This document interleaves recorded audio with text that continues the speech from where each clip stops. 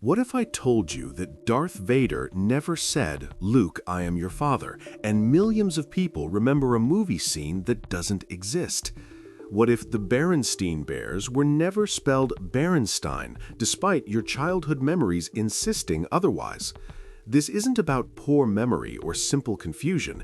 This is about entire populations sharing identical false memories of details that have allegedly always been different. A phenomenon so unsettling that it questions the very fabric of reality itself. Welcome to the Mandela Effect, named after a peculiar discovery made by paranormal researcher Fiona Broome in 2010.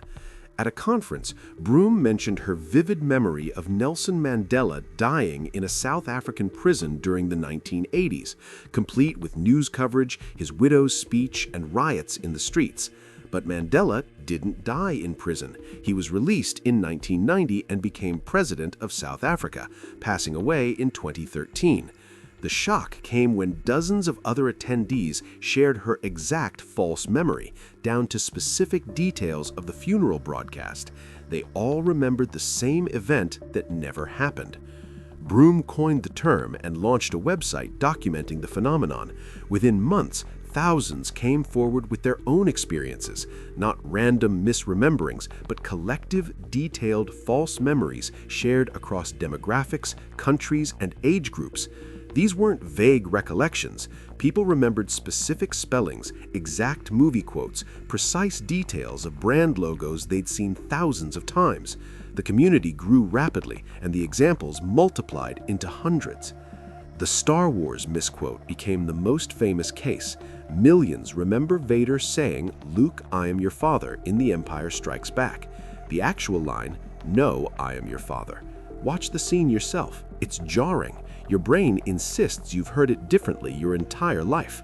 Then there's the Berenstain Bears children's book series.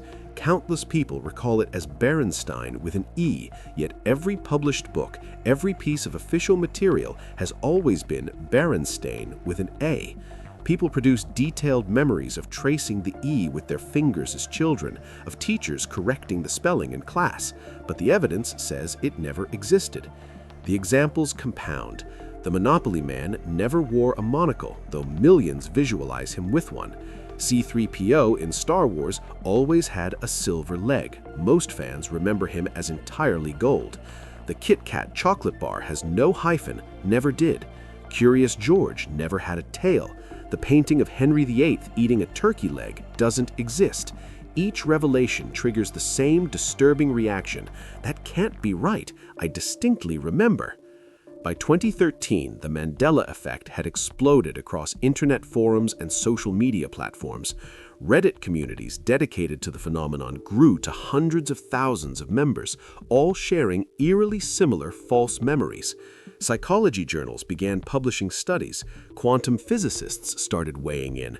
The question evolved from "why do we misremember" to something far more unsettling.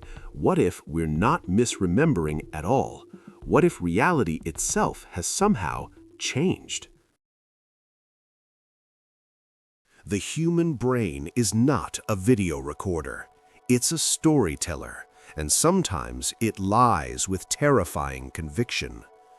Cognitive psychologist Dr. Elizabeth Loftus discovered this in her groundbreaking 1974 experiments at the University of Washington, where she proved that memories could be implanted, altered, and completely fabricated with disturbing ease. In one study, she convinced 25% of participants that they had been lost in a shopping mall as children, an event that never happened, simply through suggestion and repeated questioning. The subjects didn't just agree it happened, they created elaborate, emotional false memories, complete with vivid sensory details.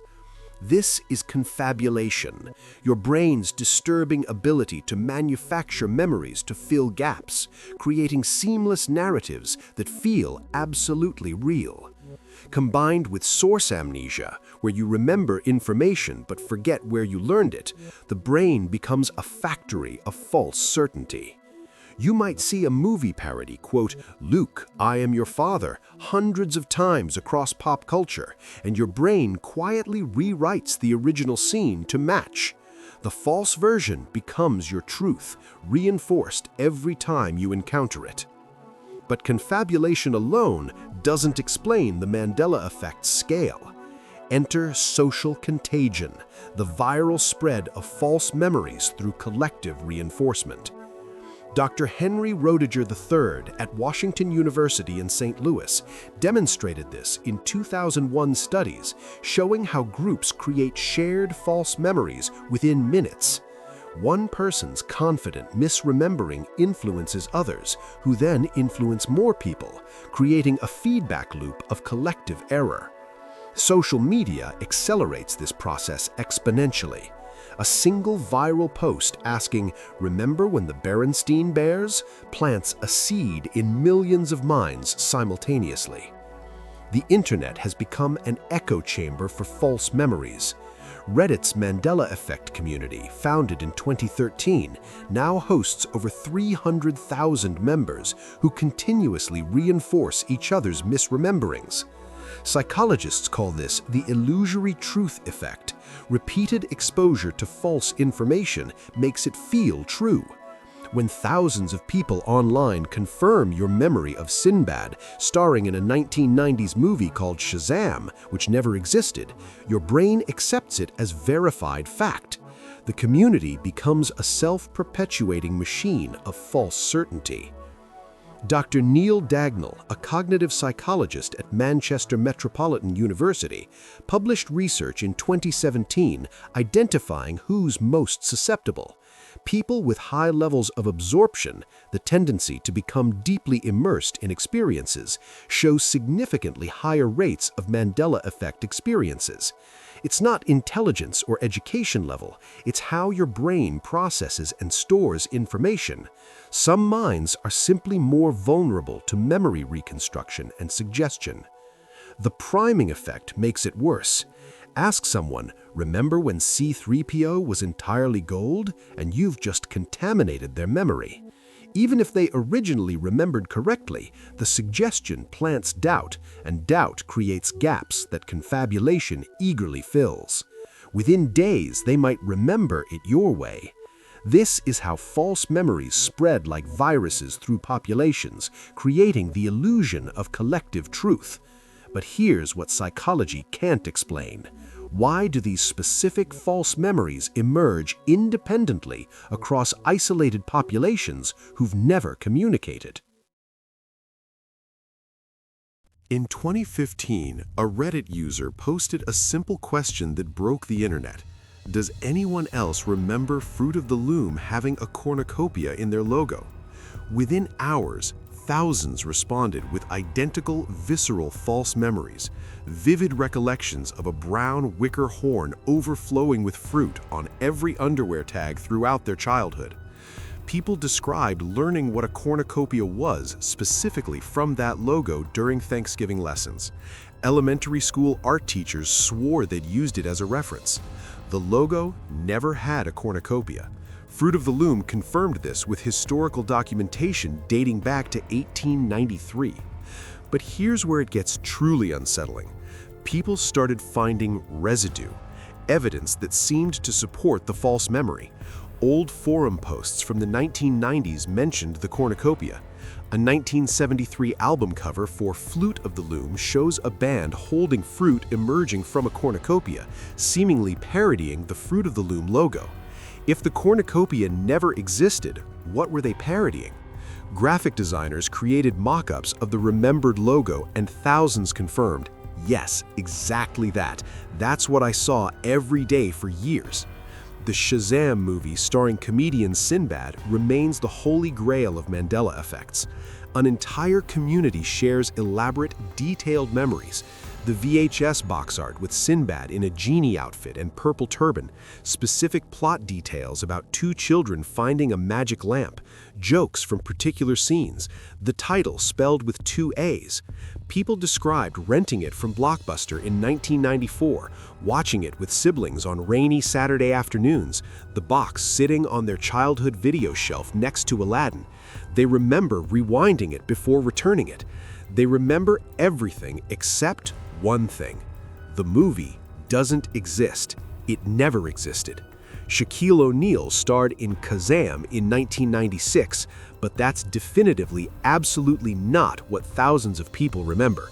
Some claim to have seen both movies. The residue haunts the internet. College humor sketches referencing that Sinbad Genie movie, forum posts from 2004 asking whatever happened to Shazam, even alleged screenshots that investigators can never verify. Geographic anomalies disturb people most viscerally because they challenge something we learned in childhood and never questioned again. New Zealand's location on world maps triggers defensive, almost angry reactions. Thousands insist it used to be northeast of Australia, not southeast where it currently sits. They remember studying it in geography class, pointing to it on classroom wall maps, taking tests on its specific location. Teachers have come forward claiming they taught the wrong location for decades. Australia itself appears too close to Southeast Asia in current maps compared to their memories. South America sits too far east relative to North America. These aren't casual observations.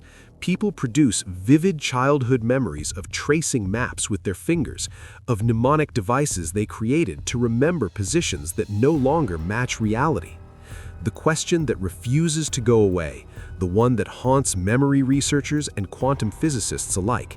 If these are just brain errors, cognitive glitches in 7 billion individual minds, why does the mathematics of collective probability say this pattern shouldn't exist? No serious physicist claims the Mandela Effect proves parallel universes exist. But here's the uncomfortable truth. Modern physics doesn't fully rule it out either.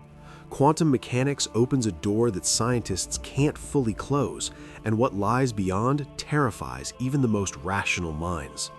The many worlds interpretation proposed by physicist Hugh Everett III in 1957 theoretically allows for parallel realities where different versions of history exist simultaneously.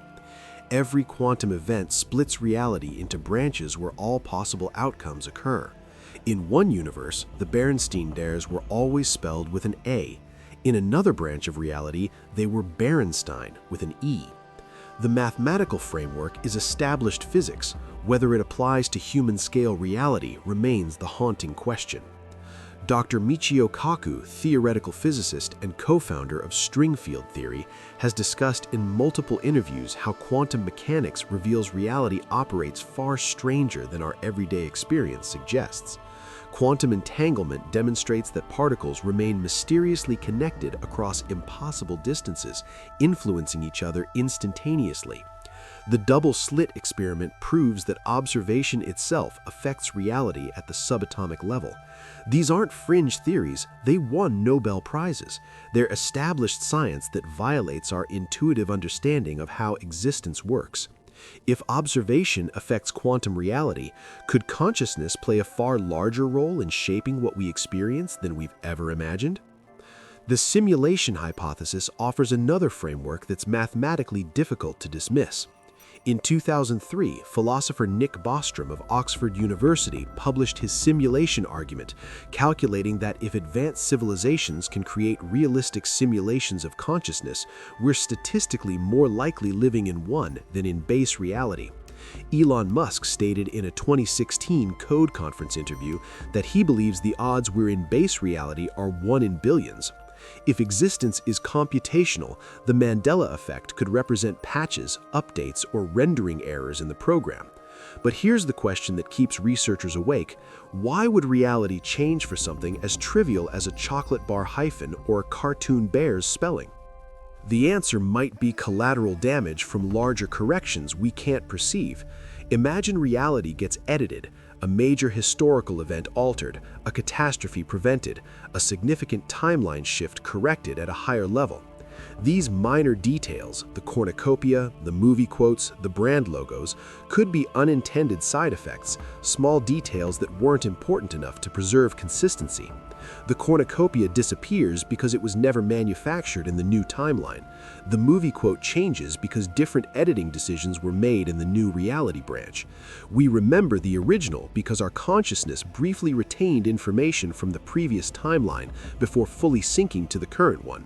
It's not that reality cares about Kit Kat's hyphen, it's that the hyphen was connected to a manufacturing decision, a marketing meeting, a chain of events tied to something larger that had to change.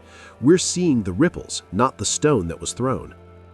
Dr. Dean Radin, chief scientist at the Institute of Noetic Sciences, has conducted decades of research showing that consciousness might influence physical reality in measurable ways. His published experiments demonstrate statistical anomalies in random number generators during focused group meditation. The Global Consciousness Project, launched by Dr. Roger Nelson at Princeton in 1998, has detected worldwide correlations in random data during major global events, 9/11, the 2004 tsunami, major elections, that exceed chance probability by billions to one. While these don't prove consciousness creates reality, they suggest the relationship between mind and matter operates far beyond what classical physics assumes. CERN's Large Hadron Collider achieved record-breaking collision energies in 2015, the same year Mandela Effect reports intensified dramatically across online communities. CERN scientists emphasize particle collisions cannot create stable wormholes or alter timelines. The physics doesn't work that way. But people report clusterings of intense Mandela Effect experiences around 2008, 2012, and 2015, all major LHC milestone years when the collider reached new energy levels. Correlation absolutely isn't causation, but the pattern refuses to disappear, and neither does the unsettling feeling that something changed during those years. There is no definitive answer, no scientific consensus, no proof either way.